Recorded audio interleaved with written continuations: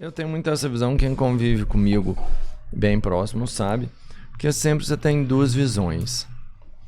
Ela pode ser positiva ou negativa de qualquer situação. É aquela história que minha mãe me contou quando eu era criança, de uma vaquinha que você tem que jogar ela fora pra você ver que você não tem nada, e aí sim, talvez você tenha que dar o pulo necessário. Mas Como é que é a muito... história da vaquinha? ela é um pouco longa. Vou resumir muito. Então não conta, não. O cara tinha uma vaquinha e vivia com ela, tirava leite. Um dia chegou um cara lá, um sábio, dormiu na casa deles. E foi muito bom. Ele comia o queijo da vaquinha e com a vaquinha ele vivia. No outro dia cedo, ele saiu, o sábio foi embora, a vaquinha tinha sumido. Anos depois, o cara... E era uma família muito humilde, muito sem nada. O cara roubou a vaquinha. Não, ele jogou a vaquinha no despenhadeiro. E aí eles encontram com o sábio e falam assim: nossa, o senhor saiu de lá, o senhor não imagina, mas a vaquinha sumiu. E a gente foi ver, ela estava caída, a vaquinha morreu no dia que você sumiu. E a gente só vivia da vaquinha e não tinha nada. E hoje a gente tá rico, comerciou aqui e tal, e cresceu.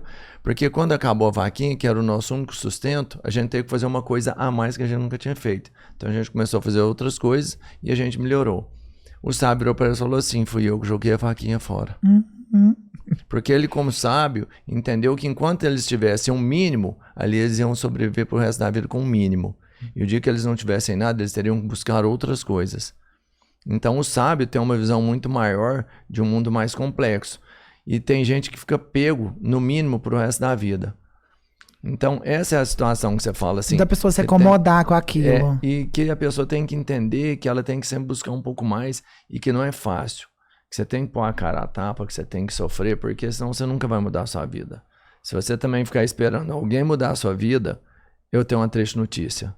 Você vai esperar pra sempre.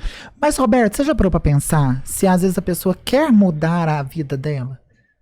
Isso aí é uma questão de opção, por exemplo. Pra mim é cultural. Eu acho que não. Aqui a gente é ensinado a aceitar as mas coisas. Não existem pessoas que realmente não têm essa ambição, a mesma ambição que eu, que você, não almeja as mesmas coisas na vida. Não tô falando de dinheiro. Não, eu tô te falando de tudo, de profissional, de ser um grande profissional, papapá. Tem pessoa que às vezes quer viver com o mínimo, quer viver sossegado, quer ter aquela vida tranquila, tá feliz daquela forma.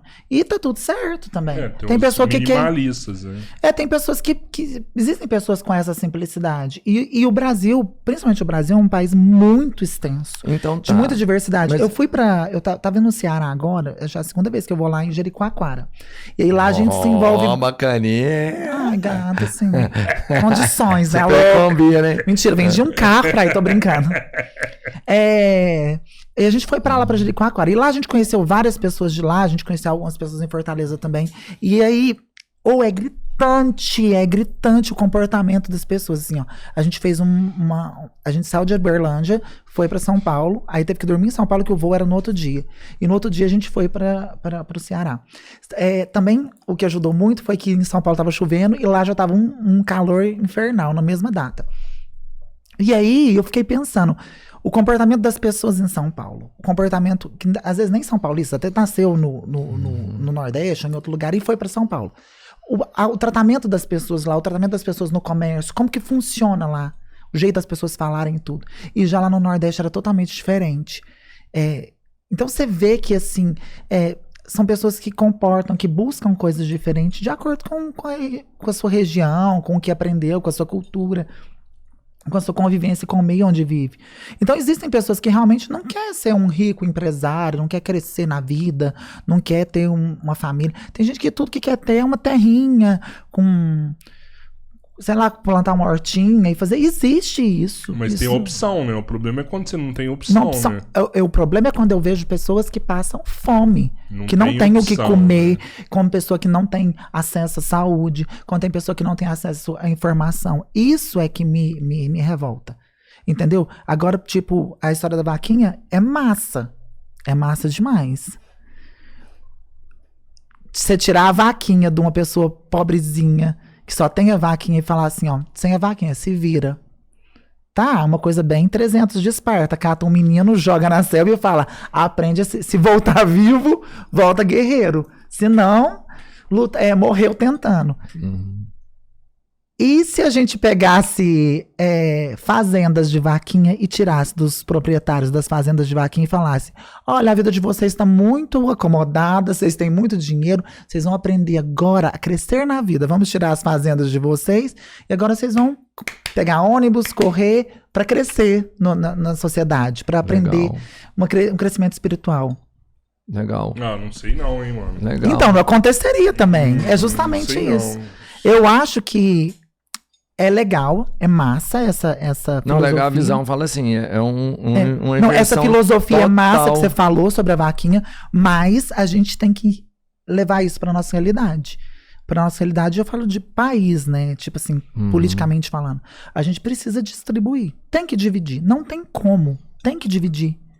Não justifica isso para mim, é humanamente, não entra na minha cabeça. Uma pessoa tá montada aqui numa montanha de dinheiro, dormindo com números e números na bolsa de valores, papapá, e outra pessoa morrer por falta de dinheiro para pagar um tratamento. Não é, isso para mim é desumano. Enquanto a sociedade, a humanidade viver e concordar com isso, a gente nunca vai evoluir. Porque é errado. Não entra na minha cabeça que isso é certo. Só acabei de falar, isso que você fala, não tem como discutir sobre isso, né? É muito óbvio que se tem uma pessoa que tem milhões e um tá morrendo de fome, alguma coisa tem que estar errada nessa conta. O problema é que essa conta, ela não vai fechar nunca. Porque, por enquanto, o que eles fazem é tentar maquiar todo um cenário.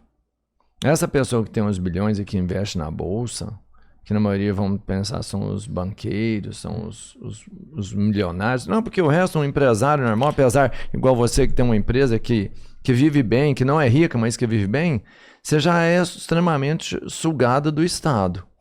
Se você for pagar tudo certinho, apesar de que o autônomo consegue fazer de uma forma diferente, que você não emite todas as notas fiscais, tudo certinho. Quem te falou? Eu sou muito correto. Tô brincando. Pela informalidade da situação. Tem mais assim. benefício um pouco. Eu tô te zoando, mas Mas só jeito ela paga tudo. Não, a hora que paga, eu sei. Mas é aí que eu ia te contar. Aí que eu ia te falar, é sobre isso. É sobre isso.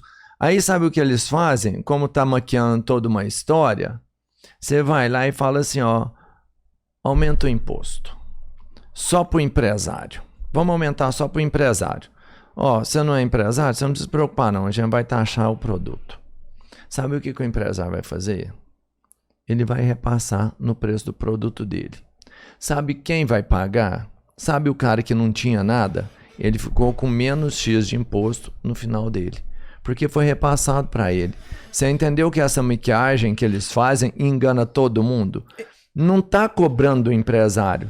Tá cobrando do cara lá de baixo. Empresário não paga imposto, né? Empresário não paga imposto. Não paga. Empresário repassa imposto. Quem paga é quem consome. Cada vez que eles taxarem mais uma empresa, a gente vai aumentar. Quem vai pagar? O cara lá de baixo. Entendo que o que você fala é extremamente sensato.